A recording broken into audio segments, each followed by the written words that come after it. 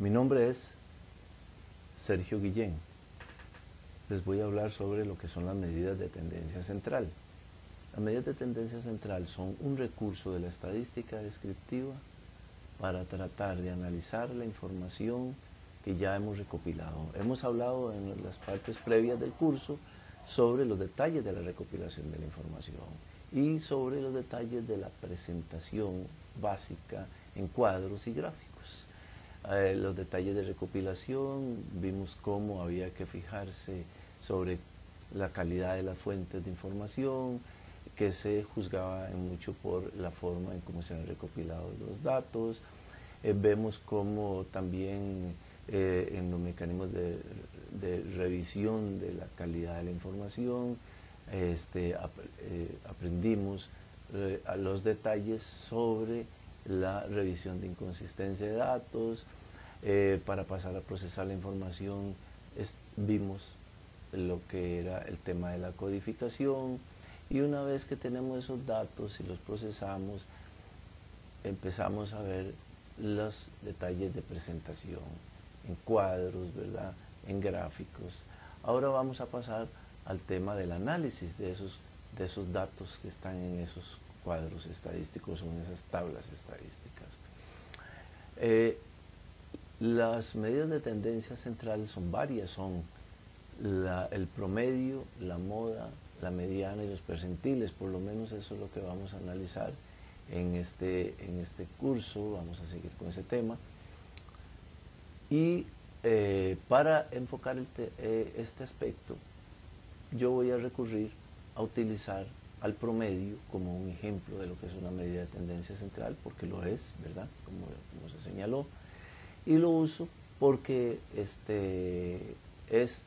de muy común utilización el promedio, y la mayoría entendemos y tenemos una noción de lo que es el promedio, aunque no conozcamos la fórmula estadística o matemática para sacar un promedio.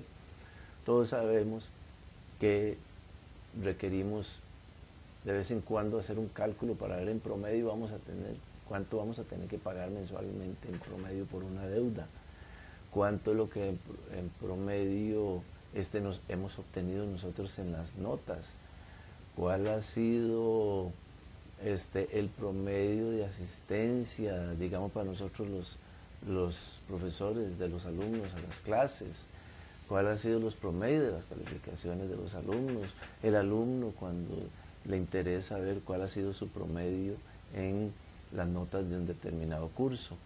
Esa gran cantidad y otros en el tema ambiental, digamos, ya para la gente que se dedica a temas ambientales, en la medicina, en la ingeniería, el promedio es de uso muy corriente, por tanto he recurrido a eso.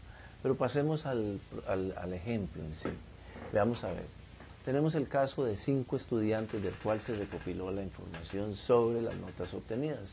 El estudiante 1 comprobamos que tenía una nota de 2. El estudiante 2 tenía una nota de 7. El 3 una nota de 5. El estudiante 4 una nota de 2.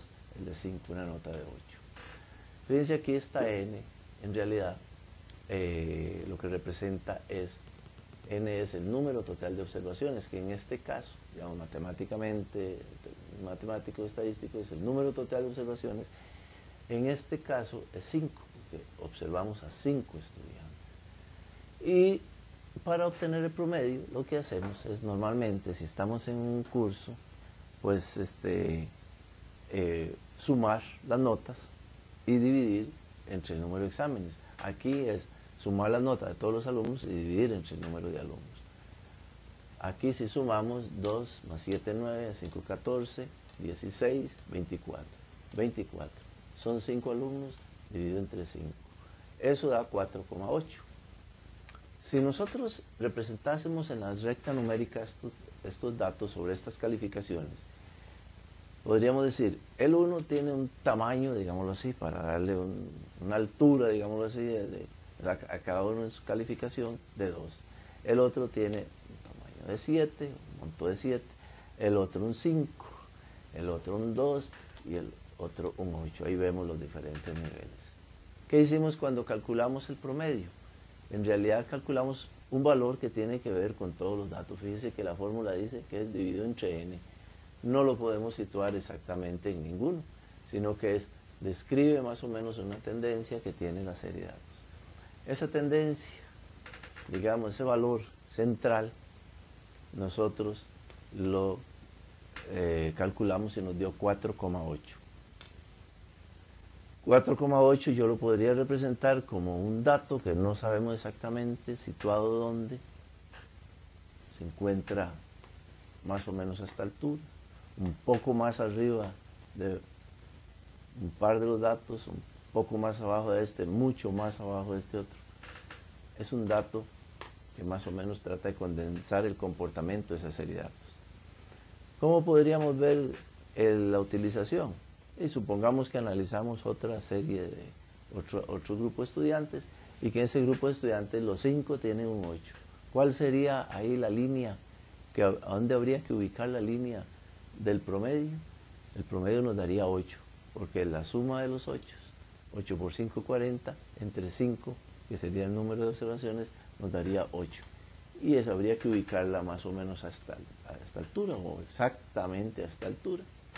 Y si vamos a otro grupo y todo el mundo lo que tuviera fuera una nota de 2, ¿verdad? Entonces, todas estas notas tenían 2, entonces habría que representarlo acá.